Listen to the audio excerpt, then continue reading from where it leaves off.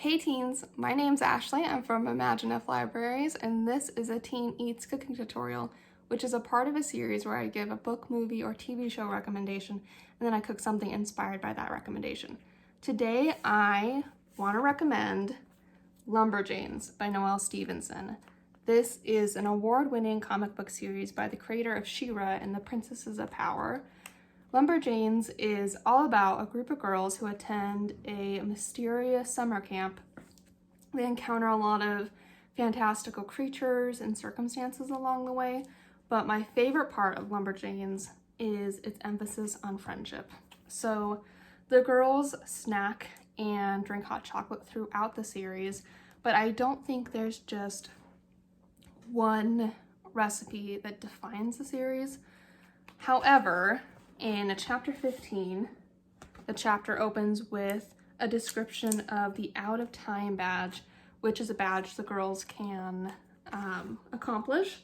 It's all about cooking and how to season food. So, inspired by Lumberjanes and camp cooking, we're going to cook some Tex-Mex and talk about spices and herbs and seasoning. So, let's get started. Today, we are making a Tex-Mex feast. We're making fajitas, guacamole, elotes, and Mexican spiced hot chocolate. So we have a lot of herbs, spices, and seasonings laid out here. We have cilantro, limes, jalapenos, cayenne, cinnamon, pepper. Why don't we get into the differences between herbs, spices, and seasonings and how to properly season food. So we're making a big Tex-Mex feast today. I chose the 4 recipes that we're going to cook because all 4 recipes can technically be cooked in tin foil, which is a great cooking form that stands up to an outdoor fire. And I also chose the 4 recipes because Tex-Mex, Mexican food, or Mexican flavors all have these great combinations of herbs and seasonings and spices. So after looking at the 4 recipes we're going to cook, I had to determine which ingredients would have the longest prep and cooking times, and I decided that we would make the guacamole first because the guacamole needs to sit in the fridge for a while to really meld all those flavors together. While we're making the guacamole, we're also going to roast our corn in the oven. So to prep my guacamole, I just dry roasted a couple jalapenos. All you need to do to dry roast anything is to put a vegetable in or under a direct flame for about 15 minutes at the highest heat option, which I already did. My jalapenos are cooling. I've had 3 avocados. I'm going to dice them up, add them to a mixing bowl with probably 1.5 limes, or the juice of 1.5 limes.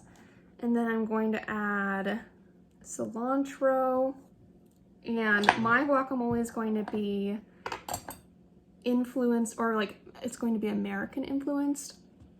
It's going to have dried onion. I know that traditional guacamole has raw onion in it, but I found the dry onions really absorb the excess liquid in the guacamole. I'm also going to add a dollop of Greek yogurt, just like Anthony Porowski from Queer Eye does, because it adds a great tang to the guacamole, and cilantro. All I'm doing to prep this corn is I already washed it and took all the hair off of it. I'm going to double wrap this corn in tin foil and add it in my oven with probably for half an ear of corn. I will put a tablespoon of butter and dried thyme and dried oregano so that butter will steam the corn. So right now I'm just going to double wrap all this corn and mix together my guacamole. Make our guacamole. So I scrubbed 2 limes. I am actually going to zest these limes before we juice them because we'll need the zest for our fajitas. So I have this little microplaner, which is just a really small grater, and I'm just going to zest the limes.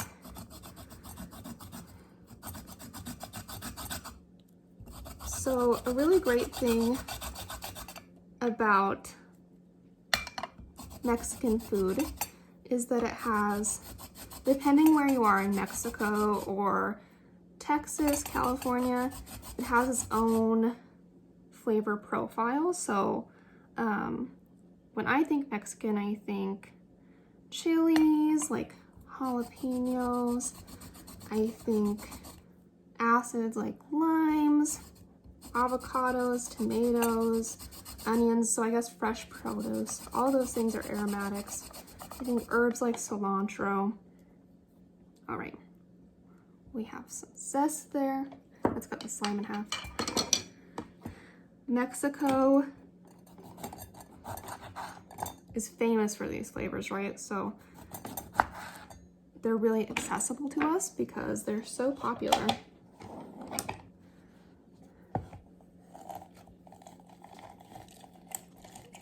But I think when we're cooking Mexican cuisine or Tex-Mex or Cal-Mex, we get to learn about spices, herbs, and seasonings.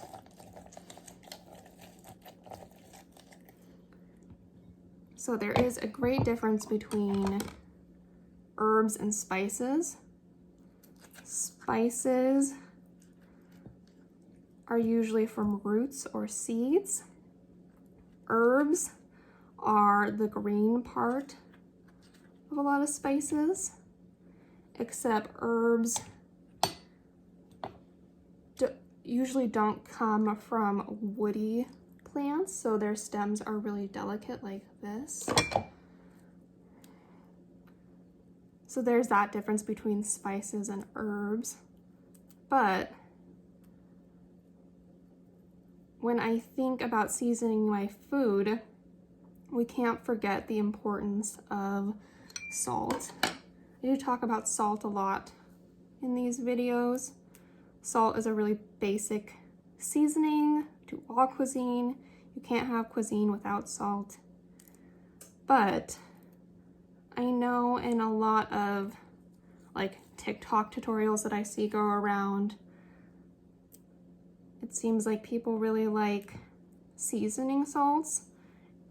Seasoning salts are really just salt with herbs or spices added to the mixture. But if you don't want all that sodium in your food, use the herbs and seasonings from the seasoning salt on their own. So I'm going to continue just like this, adding some chopped onion, adding a little bit of cumin. I'm also going to add a green onion. I saw a recipe on Food and Wine that showed a scallion guacamole, and I thought that sounded good, so we're going to add the scallions as well. All right, here we are. I've taken the corn out of the oven. It needs to cool for a couple minutes so I can handle it, roll it in our cheese mixture. While it's cooling, I'm just preparing my fajitas. So as you can see, I have half an onion in some neutral oil. I sliced it, not diced it. I'm just going to saute this for probably a couple minutes, and then I'm going to add the chicken and the bell pepper as well. When I add the chicken, I'm going to add the seasoning mixture along with it. So in this bowl, I have the juice of 1 lime, the zest of 1 lime, a teaspoon of chili powder, a teaspoon of cumin, a teaspoon and a half of pepper, and a teaspoon of paprika. So this is really what makes fajitas fajitas, these spices in this mixture. While my onions are sauteing, I'm going to slice up my chicken. With chicken, You're supposed to slice chicken against the grain, which means when I'm looking at this chicken breast, wherever the striations are, so my striations are going this way, I want to cut the opposite way. I want to slice like this. And I'm actually going to slice this chicken breast in half like this, and then slice it. So I want long slices of chicken, and I'm going to add it to this pan. All right, the onions are pretty softened here. Cut up my chicken. Let's add our bell pepper.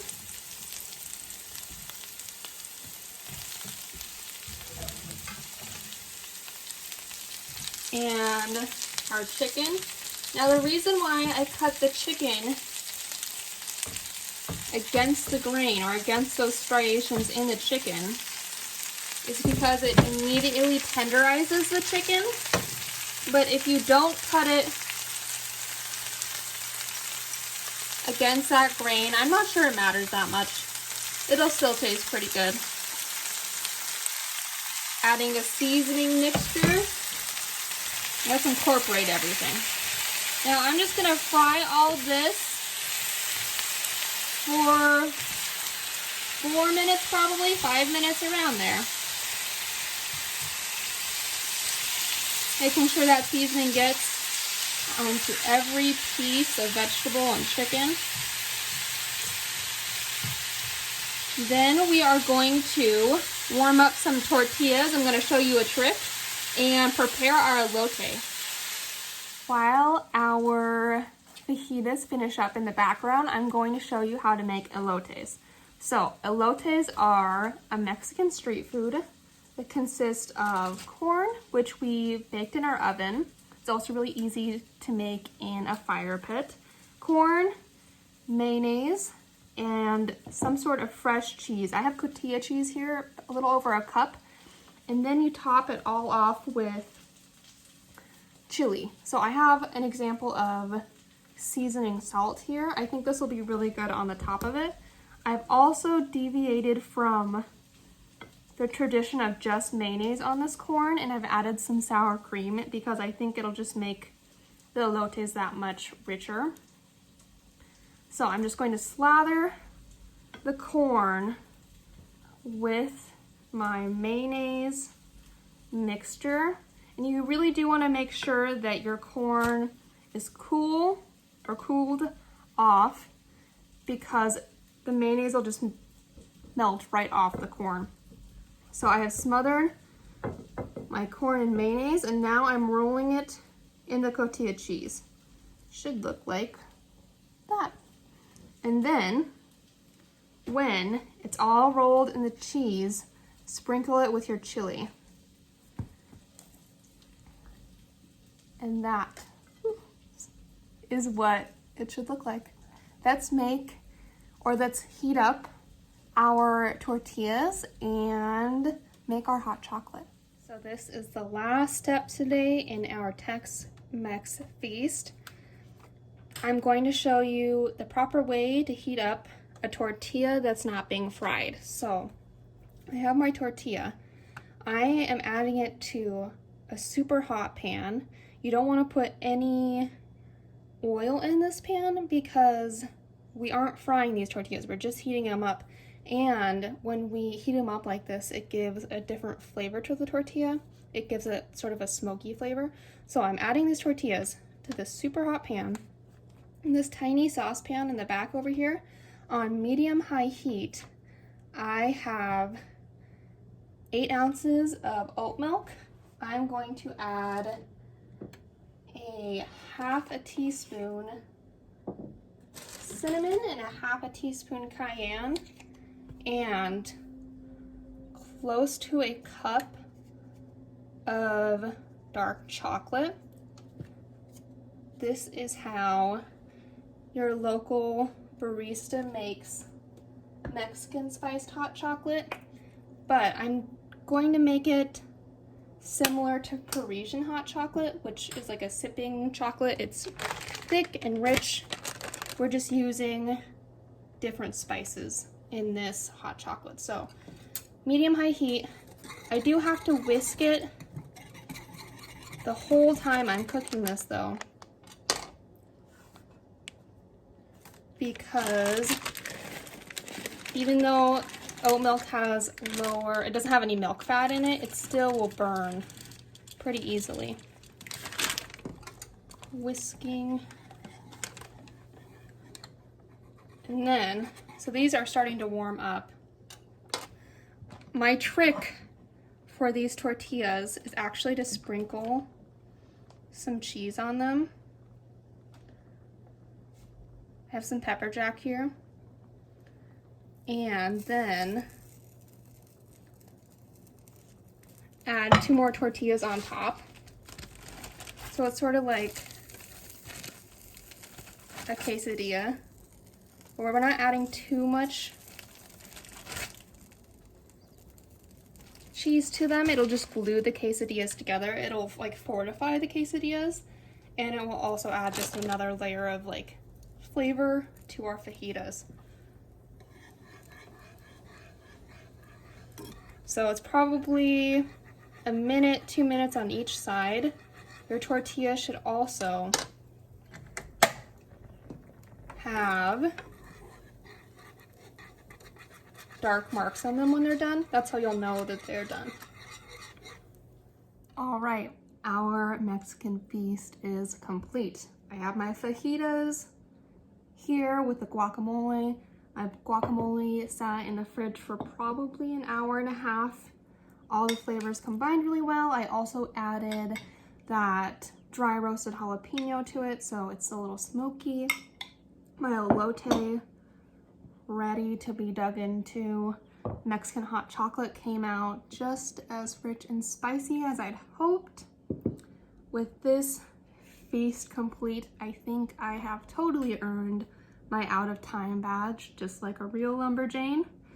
Thanks everyone for watching. I hope you guys gathered some inspiration for your future cookouts. All of this food could totally be made in tinfoil or cast iron in your fire pit. So thanks again, and I'll see everyone next time. Bye.